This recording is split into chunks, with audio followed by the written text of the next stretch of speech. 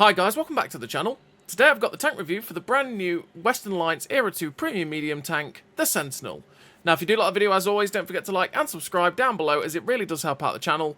And yes, the Sentinelle, it is a tank that you can get for 12,900 gold in the store, or if you get lucky you can get it from one of the Banners of War chests, which you can earn for free by just grinding out the op that's currently going off for Banners of Valor, and you can either pick it up at 225 points or 650 points. You can get yourself 2 or 6 chests, and if you get lucky, like I say, you can pick yourself up the Sentinelle, which is how I've got it, same as I've got the XM57 that way. And what's it like as a tank? Well, as a tank, it is pretty fun, to be fair. It's got a double tap auto loader, which is kind of novel in Era 2, to be fair. There's not many tanks. In fact, I don't think there is any tanks in Era 2 that has that double tap auto loader like this thing has, which is nice. It doesn't have the best DPM in the universe because of that, but you have the burst power to go tap tap, pull back and run away, because you do have very good mobility. Also, the tank has pretty decent camo as well, which is nice, but you don't really have any armor. So be careful of that, because everything will pen you pretty easily. Occasionally, because of the angles, you will get some nice ricochets, but don't rely on it. It will just get wrecked if you are too aggressive. But on the whole, it can rack up damage pretty nicely. If you play it in that support role, it can be a pretty decent tank, and it's just quite novel in that regard, which is nice. It's just a pretty well-balanced tank, to be fair. So, let's get into the statistics of the Sentinelle. So, the Sentinelle has a 65 km/h top speed, 23 km/h reverse speed, 1300 horsepower engine, which is 21.67 horsepower per ton ratio, which means you get up to that 65 km/h top speed pretty decently. It is a little bit sluggish to get there, but you will generally travel between 60 to 70 km/h, especially when you're running the traction system. So, it is a really mobile Sentinelle tank in general. You've got 10% internal fire chance, which is on the low end of fire chances, and so far I've not really been set on fire in this tank, so that's pretty nice. 42 degrees a second on the hull rotation speed means this tank does turn pretty quickly on its tracks, which is great. Ground resistances don't really hold the tank back too much at all. They're not actually that great in terms of statistics for a Cold War tank, but they don't hold the tank back anyway. 336 meters of still concealment. I think I can get that down to about 250 odd with the setup I run, something like that, which is pretty decent for a tank in Era 2, and it helps you to stay unspotted until you fire the first shell, which is nice, because as always with Cold War, sure, there's true vision and people can just physically see you, but a lot of the time people hard focus on things that are actually spotted because it's easier to shoot them and stuff like that. So if it takes them longer to actually spot you, it means you have more time to be able to get your shots off without taking a hit, which is vital for this tank because it has no armor and it will bleed its hit points very, very quickly if you become the main focus of people's attention. 520 meters of view range is okay for a Era 2 tank. It means you can spot for yourself well enough. 38 degrees a second on the turret rotation speed is slower than the tracks, so be careful of that. You might want to help that out with rapid aim to make it faster than the tracks, especially since you're going to be taking traction system, which will make the tank faster and will help the hull rotation speed as well. 0.64 accuracy during rotation is fantastic, with a 1.27 accuracy during movement. As a pair, that is absolutely fantastic, and when you run all 3 gun perks, these 2 statistics are so good that the aim circle basically never blooms out, which means you do not need the gun stabilizer on this tank, which is an absolute asset for the vehicle, and it is lovely. It means you can focus on other stuff. The general gun handling in that regard is absolutely immense for this vehicle. With a 0.28 accuracy at 100 meters, it means this gun is pretty accurate, although RNG is still a thing, and it still likes hitting the floor occasionally, that you sit there going, why? But why? You know? A 2.10 second aim time means the gun aims in pretty quickly, even if it does bloom out, which it doesn't really, so you don't really feel the aim time much at all on this Sentinelle. You got 8 degrees of gun depression, which is pretty nice for it. It means you're fairly flexible on a ridgeline. 14.7 second reload for this 2-shot auto loader, which has a 2-second intra-clip reload, so it does fire the shells out of this clip very, very quickly, and then you've got to wait for that 14 seconds to be able to get the clip back in. I think when I've got it fully set up, it's about 10 or 11 seconds, something like that, which isn't too bad, and it means you can deliver that two-pack a punch and then run away, because that's the way that this thing wants to be playing. It wants to play as that support tank where it gets in, drops 2 shells, runs for its life, or you know, is supporting tanks, and the tanks that have more armor are taking the hits while you're just supporting them to deal that damage, and you can be that supporting tank in that regard. It's also pretty nice for picking up kills in that way as well, because a lot of the time you'll end up going tap tap and you can finish someone off. So you got 3.3k DPM, which when it's fully kitted out is 4, which is pretty low for an Era 2 medium tank at this point, but at the same time, like I always say, autoloaders, you don't pay attention to the raw DPM that much, because it's usually about the burst potential that you get from this vehicle. As it does have 460 alpha, it generally has a 920 clip, so if you come across something that's got 850 hit points, a lot of the time you are going to double tap it and kill it. One of the things that is a bit poor about this vehicle is it does have 389 penetration on its standard APF SDS, which is low, and really is a pain in the backside at times, as you will bounce off of quite a few tanks with 389. But you do have 482 penetration on the premium APF SDS, which is absolutely fantastic, and will pen everything in Era 2 very, very easily. You'll probably find a lot of people that play the Sentinel might just fire full prem, because it reduces the amount of troll bounces you'll get, as well as the shell velocity being better. You also have 125 pen on the HE for 570 alpha, which is okay, but at the same time I wouldn't recommend really taking that. I'd just recommend taking the two standard APF SDSs, or the two APF SDSs, I should say, as they're the ones that are going to help the most. And even though you've got 50 ammo capacity, I've had it a couple of times where I'm starting to run a bit low, and if I was running HE, I might end up having a situation where I run really low on ammo and go, ooh, this is a bit awkward now. I've got HE that's not that usable in Era 2. Because there's some tanks that have HE that have about 200 to 250 pen, which is usable. You can go through a lot of Leopards, a lot of 30Bs, rears of a lot of vehicles, all that sort of stuff. 125 isn't going to go through quite as much of those. You have 1450 meters a second shell velocity on the standard APF SDS, with 1525 meters a second shell velocity on the premium APF SDS, which means the velocity is fantastic. You don't have to give too much lead at distance to be able to hit your targets, and yeah, that velocity is very, very nice for the Sentinel. You also have a 150% silver bonus, which means you're on the lower end of silver bonuses, but you still make pretty damn nice silver, and you do have a 125% Commander XP earn rate as well, which means actually this tank is a pretty decent crew trainer as well, which is nice for the Sentinel as well. How many times can you say as well in a second? There you go. So, let's have a look at the modules of the Sentinel. That's where the engine block is for the tank, and I have had the engine damaged quite a bit on this vehicle. If they shoot you in the back end, yeah, your engine's definitely going. It's definitely breaking. There's a chance that they might set you on fire as well, so you do have to be careful of that. But on the whole, I haven't really been set on fire that much in this tank, which is nice. But yeah, a lot of the time when I've had my damaged engine, it is through that left-hand side of the upper plate, because that is a big block there as well. So do be careful of that when you're being shot at, and if you're shooting at this thing, aim for this left-hand side, as you are likely to damage the engine. And that's where the ammo racks are. Now, I have had the ammo rack damaged quite a bit in this tank. I've had my head blown off as well. It's one of those things, and if an ATGM hits you in this side profile here, your head is probably going to blow off. So, yeah, that's a bit of pain. But the ammo racks are pretty easy to hit in this Sentinel, as there are quite a few of them. If they are in that central section, if any shots hit you in the central section, the likelihood is your ammo rack will get damaged. And that is where the crew sits in the Sentinel. And in terms of the armor, like I say, it's not the best armor in the universe. You've got a bit of turret armor at 250, and that's why I say that you can get some nice ricochets off it if you're using your full gun depression, but you don't want to be relying on it, as yeah, it's just gonna go badly. You're just gonna get absolutely riggedy wrecked, and it's gonna hurt and pure pain. Since this upper plate is also pretty well angled at 102mm thickness, again, most tanks in Era 2 are going to go straight through it. ATGMs are going to butcher you, but if someone was to shoot you and you caught you at this kind of angle, because of the angle, they could actually ricochet. But at this point, they're probably going to shoot you in the side, right? So that's why I say you don't rely on the armor whatsoever for the old Sentinel. So what do I run in terms of a crew and equipment? Well, I'm going to put the crew that I've currently got in my Term 3 into the Sentinel. So I run Born Leader, Rapid Reload, 6th Sense, Steady Aim, Snapshot, Run and Gun, Rapid Aim, Track Mechanic, Camouflage Expertise. Track Mechanic, because this thing likes to get its tracks blown off. The tracks are large, and they get blown off all the time. It was getting really frustrating, so I started running Track Mechanic. Because things just kept perma-tracking us, by the way, which is also a pain. Camouflage Expertise, because again I'm starting to set this thing up for camo a little bit so I can stay unspotted for longer until I fire the gun, so that it gives me more chance to drop the gun, get the surprise double tap off, and then get out of dodge. The Rapid Aim to make the best out of the turret traverse, because the turret traverse is slower than the tracks, so I do want to help that if I can. All 3 gun perks to make sure this gun is as good as humanly possible, so that I don't have to run the gun stabilizer and I can focus on other things, which is nice for the Sentinel. And, well, these 4 perks are going to run on most vehicles in Cold War. And then in terms of the equipment, I do run food, and I run food so that I can get a better reload, pretty much, because you can't run an advanced loader, naturally, as it is not a loader.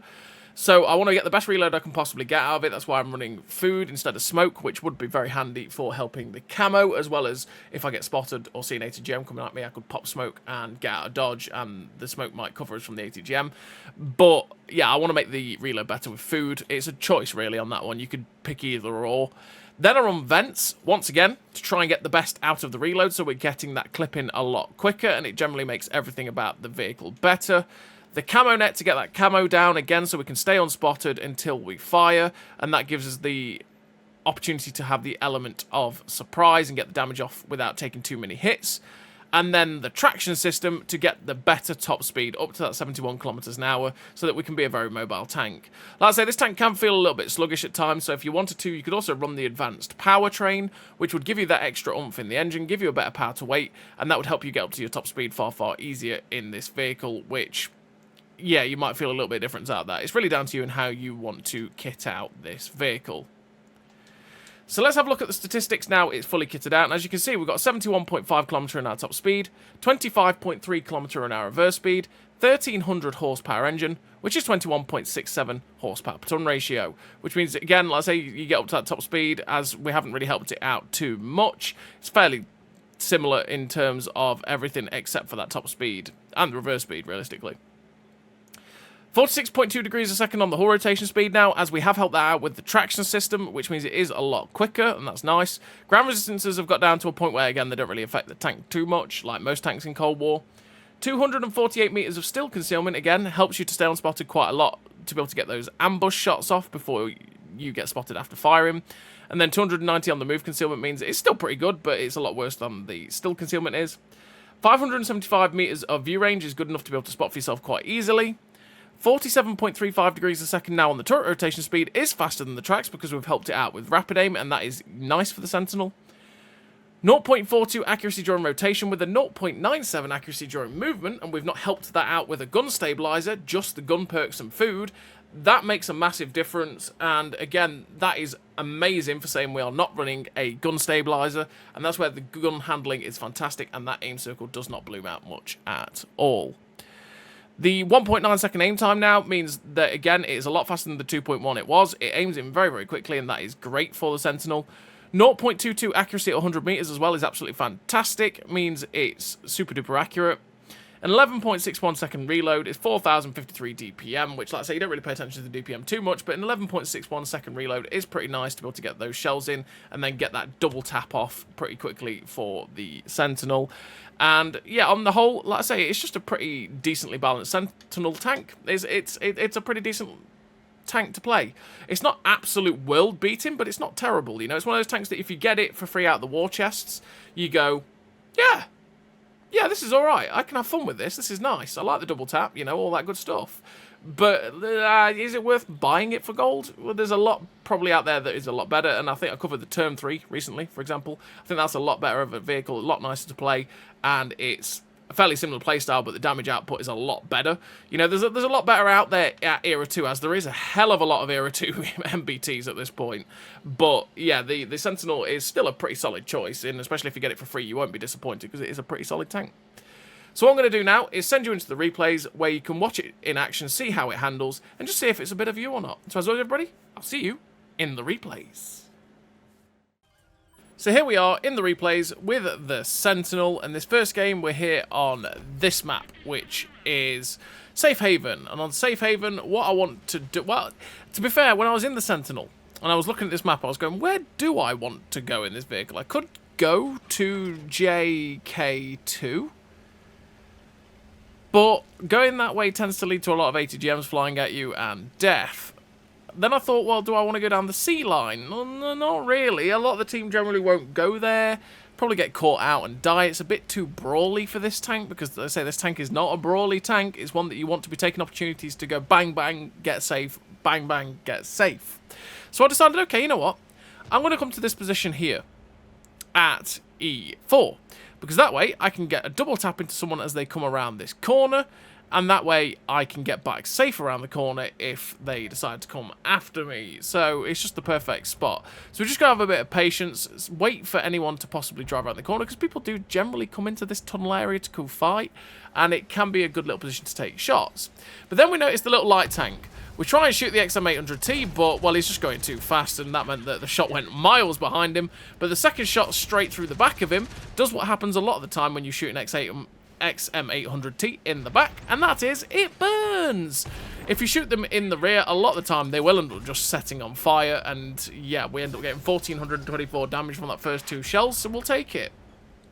We managed to avoid the ATGM there from whatever is shooting us at the back, looking for the shot into the Leopard, but we hit the one spot that you could probably ricochet on a Leopard there, and then bounce on whatever the tank is that's just fired an ATGM at us. I can't quite tell what it is because it's currently in a bush and we can only see a track, but I was thinking it was something like a T-72AV, but in fact actually it's a T-55 AM2B, which we're starting to see more and more in Era 2 because naturally it's part of the Season Pass.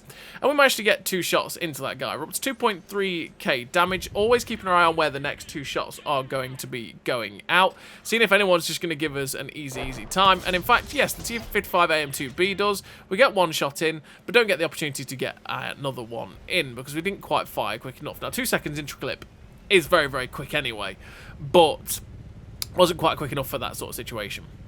So we see their T-55 AM2B that's up above, and I decide, okay, you know what? I can probably get this guy in 2 clips. I can't because maths is not my strong suit, you know. We can't actually do that, but we can try. So we come across him. He's actually got a damaged ammo rack, which is perfect. So we make sure to get both shots straight through this guy's side and lower plate, pull back to be able to get our reload, and clearly he's like, nah, I ain't doing this. I'm ammo racked. He's just going to get me. So we're just looking for the shot there, put one into the rear, and then we get the shot into his rear again, which ricochets. I mean, we don't quite put him down to a 1-shot for us for this clip, which is unfortunate.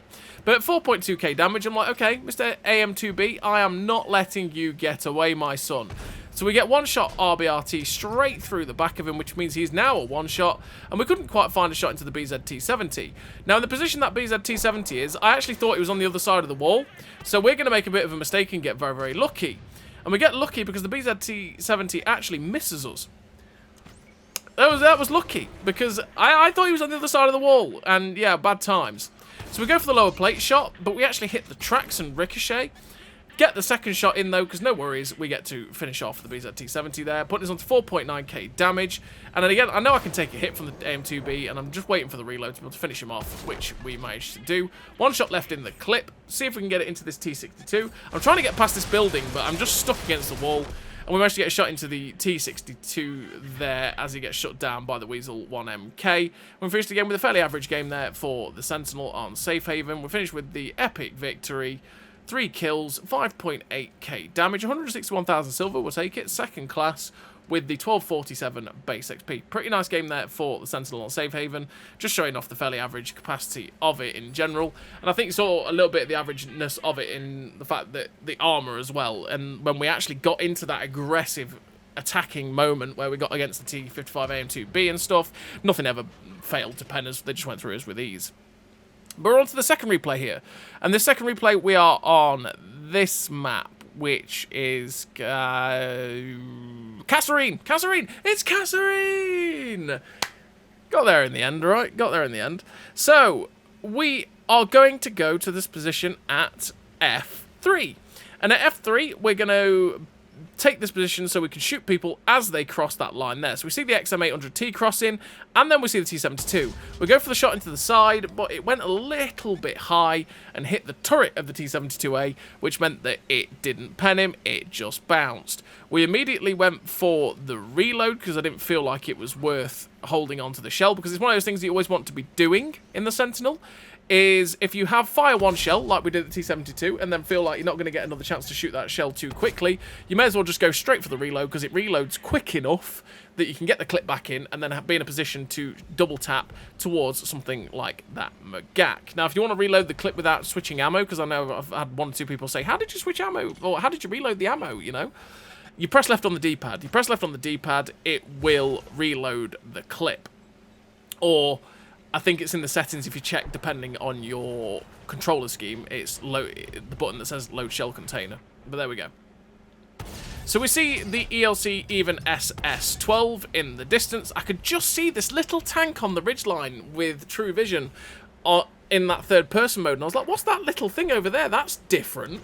I wonder if that's a tank, and it was. It was Mr. ELC even SS-12, which we managed to get 2 shots into, which is always lovely, because it's always great to get rid of those things, or at least get some damage into those pests. And we're up to 1412 damage. Now, we're pushing quite aggressively, and we've pushed into what is a little bit of an aggressive spot. The first shell on that T-72A went high, hit the turret and bounced. The second shot penned. And this is why it's a little bit aggressive, because we've not really sent anyone to the 7890. And they can shoot me in that position quite easily. So I was expecting possibly an ATGM to come flying from somewhere. So we got back down, out of dodge as quickly as possible, got ourselves safe, and now we can sit and reload, as long as physics doesn't like to give us soapy rocks. But now we're reloaded, I want to try and get some shots into this XM800T. Once again, you really have to give a lot of lead for the XM800T, because it travels so fast. It's so deceiving how fast that tank travels when you're trying to lead the shot, that a lot of the time when you shoot at it, you go, oh, that should hit it, and it lands about 10 miles behind them. So yeah, remember to give a lot of lead at distance when you're, or even close range, to be honest, not even at distance, at close range to be able to hit that guy. So we managed to get the double tap into the T-72A, who was kind of distracted. We get the tracking assist for keeping him pinned there from the ELC even SS-12. And now we're nearly reloaded, and this is the beauty of the Sentinel with this double tap autoloader, is how quick you can just drop these clips and get this extra little bit damage right. So you see bang, bang, and we've done nearly 900 odd damage, nearly 1,000 damage to an ELC even SS-12. Then we pull back, and because of how fast this reload is on the clip, 11.6, we're ready to go again. You're not sitting there twiddling your thumbs going, oh, I've got to wait for my reload. You are fully ready to go. And it's one of those things that, like I say, it is fairly novel in Cold War, especially in Era 2, especially. Because there isn't many autoloaders in Cold War in general, or should I say traditional autoloaders, because you've got the Sentinel, naturally, with this double tap, but then you've got something like maybe the RDF-LT, which is a light tank. In terms of medium tanks or heavy tanks, there isn't really any, if discounting the autocannon vehicles, because I don't count those, because naturally they fire so rapid fire that it's not it's not an autoloader in the traditional sense. Or maybe something like the Ignis, but even then, again, that's not in the traditional sense of an autoloader, that's more like the autocannon fire. So it is nice to have that bit of novelty with the vehicle. It's not just your samey, it's another single-shot 460 Alpha gun with decent penetration, pretty decent mobility, armour that's so-so. You know, there's been quite a few of those medium tanks that have come out as of late that are just a bit boring, because they are the same as pretty much everything else that's in Era 2 already, or Era 3. I mean, quite a few of the Cold War premiums have been like that, where you go, it's just exactly the same, but there's no novelty to it. So it's nice to have that novelty in the Sentinel. And also tech trees like the Type 74s, right? But yeah, it's nice to have that novelty in the tank that gives it that little bit extra that you go, oh, I can pick it up, and it's nice to have that. And it is nice for the Sentinel to have it. I say, is it the most exceptional tank in the universe? No, not in the slightest. It's not an amazing tank. It's just pretty well balanced. And it means that you can have good games in it, you can have bad games in it. You have assets that make it so that you can have really good games, but there's also weaknesses, which means that, depending on the situation, you can get absolutely boned very, very easily. So, yeah, it's nice for the Sentinel. So we got spotted as we were trying to leave, and I thought, wait, there's only one place that guy could have possibly spotted me. And it was through this gap where we were just looking at that ELC even SS-12. We found him, managed to get some shots into him, and he gets shut down by the WZ-1224. Meaning there's only one tank left on the enemy team. It is the Brennus in the distance. And we're going to use the mobility of the Sentinel to try and get there before our team and get some extra damage, or get there before we cap, either one. And this is where I say the tank can feel a little bit sluggish at times, because yes, we have that 71 km/h top speed, but we're generally, unless we're going downhill, going at about 60 to 65 km/h.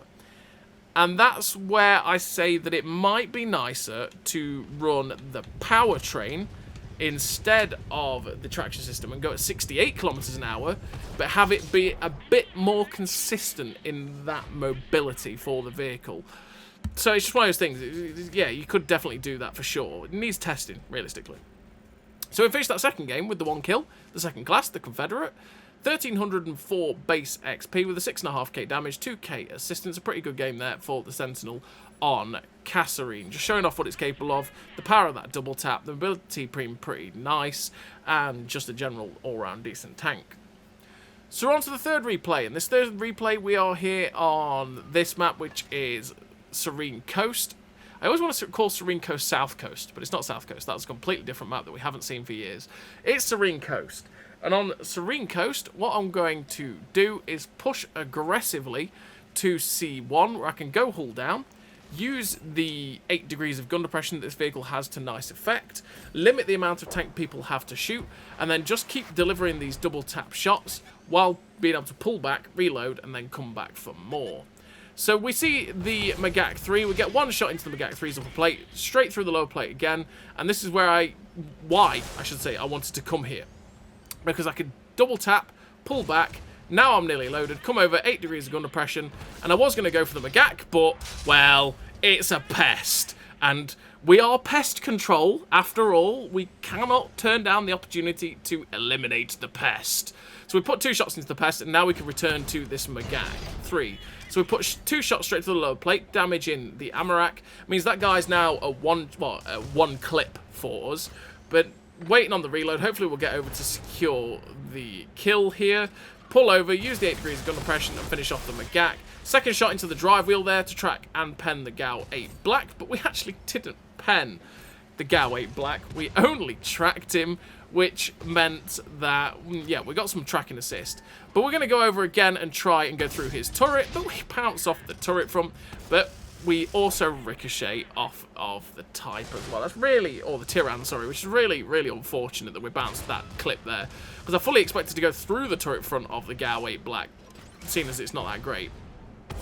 But with smoke being popped, I'm just going to use the smoke there to pop over and put 2 shots into the Leopard 1A3. I had absolutely no idea I was going to kill that Leopard 1A3 there, as the smoke was there concealing his hit points, but we did manage to finish him off. Now we've got the double tap back again, go for the Type 74 in the distance. He's put down to a 1 clip for the Gao 8 Black, and he gets finished off. We're up to 885 assistance with 5,168 damage.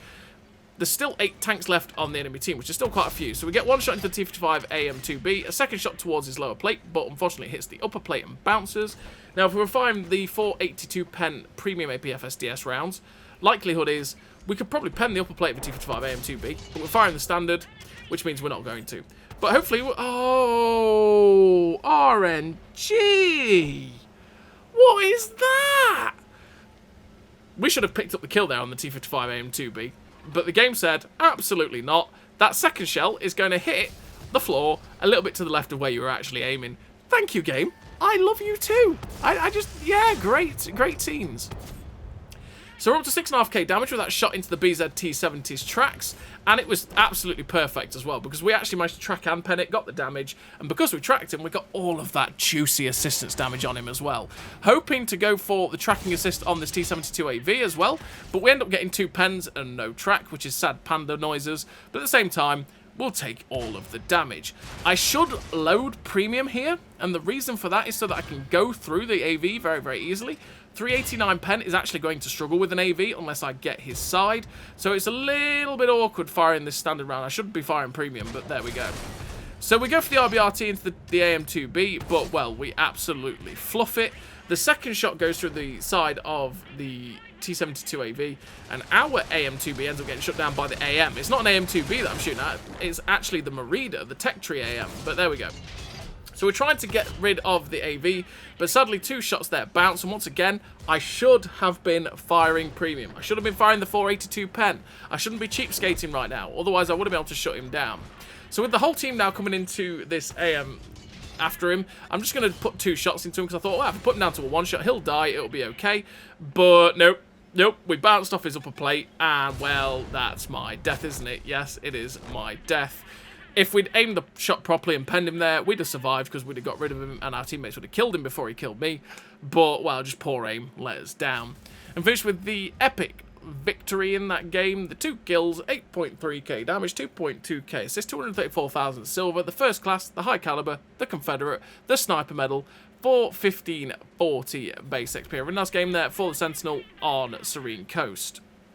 And we're on to the fourth and final replay of this video. We're on this map, which is Desfall. And on Desfall, what I'm going to do is go take the middle of the map, because the middle of the map on Desfall is a very important location to take. Why? Because you get shots across the whole map. There's only small sections of the map that you do not get shots at, and people have to come out into the open across your gun sight from the middle to be able to progress to anywhere else on the map from those locations that you can't quite shoot. So it is a very important location to take. The only thing with the middle is it is very easy to get blown up from people on the periphery of the map, especially with ATGMs, because it can be quite open in the positions that you have to take to be able to get shots.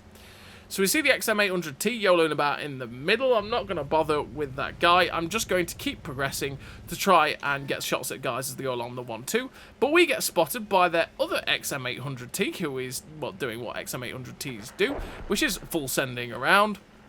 And he gets himself out of dodge before we get the chance to fire. Now, I do see tanks in the distance with my true vision on the right, but what I want to do is, before I go starting to shoot them, is check to see if there's anything camping along this little area here, like people tend to do, but I couldn't see anything. So we see the Weasel. I'm going to just aim up the shot, and it lands behind the Weasel. Aim it up properly, and he stops! No! You cheeky little Weasel! Denying the pest control. What is he doing? That is just... oh, how rude. It's almost like he doesn't want to get shot in a tank. Who doesn't want to get shot in a tank, eh? But we managed to get double shot. There we go. The first damage of the game. 2 shots into the XM800T. Waiting on the reload so we can go after him yet again. But pest control. You know, the XM800T hasn't annoyed me quite as much as the Weasel 1MK. So I want to get rid of this dude. Full malice intended. Malicious intent. Yes, it's what I'm going for you. So we get 1 shot into him out of the 2 because the first one was a bit poorly led and we didn't manage to shut him down. But the XM800T is definitely the one I'm going for this time. So we give it a bit of lead. Oh, it lands just over the top of him and he jumps over. He jumps over the shell. Like, come on. Please, just let me shoot the pests. I'm not doing a very good job here. I'm not allowed to do my job. But we get 1 shot into the TA-55 AIM-2B, which tracks him. And then we notice the XM800T behind us, just in time before he decides to delete our hit points. He's actually a 1-shot possibly for us, but definitely a 2-shot. And again, I'm just not letting this guy get away. So we put 1 shot in, 2 shots in, shut down Mr. XM800T. And he woke me up because I was so focused on trying to get the other guys, I hadn't even realised they're pushing quite aggressively behind us. So I'm in the perfect position to stop these guys from doing that. So hello, Mr. Type 74G. We put 2 shots into Type 74G. Pull back, get ourselves safe, and he snaps the shot into our turret and bounces, and that's where I say the turret armor on this tank is not great and will get penned by most of the vehicles, but it's thick enough that it can occasionally bounce things. So when you're only exposing the turret, that can be quite nice. Now you also saw RNG in action again. What's the accuracy on this tank again? 0.22? Yeah, we hit the floor when we should have killed that GAU 8. RNG is a cruel mistress. It likes to say, no, a lot. You know, pain. But there we go. So the VT2 is just not aware of what's going off whatsoever. We're going for that tracking shot so that we can quite easily get the double tap and get both shots of damage in, which we do. Also, getting the tracking in there gives us the tracking assist. We're up to 5,000 damage with 1,700 assistance, waiting on our reload to try and finish this guy off if he decides to attack our medium. But the medium's just kind of pushing him around the corner.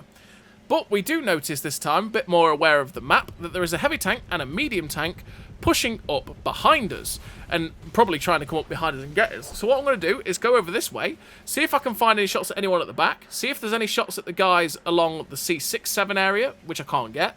And now I know that there's nothing along that one line that can shoot me in the side. If I push these guys, I can actually go and attack them. So we get 1 shot into the side of the M103, then a shot into the drive wheel of the Magak 6B JL to keep him pinned in place, which gives us more time to pull back, get reloaded, and then be able to go after them again. So now we're reloaded, we're going to go after him, but in fact, there is a Brenner. So we put 1 shot into the Magak, 2nd shot into the Magak, and now I'm going to pull back and get away from this Brenner. Now I could turn around and get away a lot quicker, but if that Brennus does chase us and get here too early, his autocannon will shred all of our hit points. So I do not want that, because I feel like he's not going to pen my front with his autocannon. So that's why we reversed backwards like that. We got unlucky that the first shot bounced, but the second shot penned, and I think, okay, you know what, I'm going to chance it to get double tap in. And once again, The first shot bounces, and the second shot goes through. Bad RNG where that shell went, once again. But we've pulled back into a safe space where we've got a heavy tank behind us that could cover us if this Brennus decides to push us. Plus, we can double tap him quite easily. So I was just waiting to see if he decided to be aggressive against us, which he did, and we managed to get a double tap into the Brennus there to finish him off. And now we're going to be reloaded again super duper quickly, which is the nice thing, and we can go after Mr. Magak, 6B GAL, one shot in. I know I can take the hit to finish him off, and there we go. We secure the kill on that tank. So we're up to 9,400 damage with 1693 assistance. With only one tank left on the enemy team, it is the 4-2-1-1. So I take the pot shot because I thought the 4-2-1-1 was going to be just enough to come out there. But we destroy the destructible cover wall, which means we have an easier shot at him if he does come up after the XM1. But sadly, he stayed back behind cover. But we finished the game with the victory, 5 kills, 9.4k damage, 1693 assistance damage, the ace tank of the high caliber, with that 1699 base XP. A really nice game there for the Sentinel in that game, which, like I say, it's a pretty well-balanced tank. It's a very enjoyable vehicle. It's got some weak points, which means that in some situations you can do really badly, but it's also got some strong points, which are really, really nice in the fact that you have that double tap autoloader, which can be very good for just dropping 2 shots in and pulling back and getting safe, and it can be a pretty fun tank to play. And it's got that novelty, which is always good to have. So as always, everybody, thank you very much for watching, and I'll see you next time.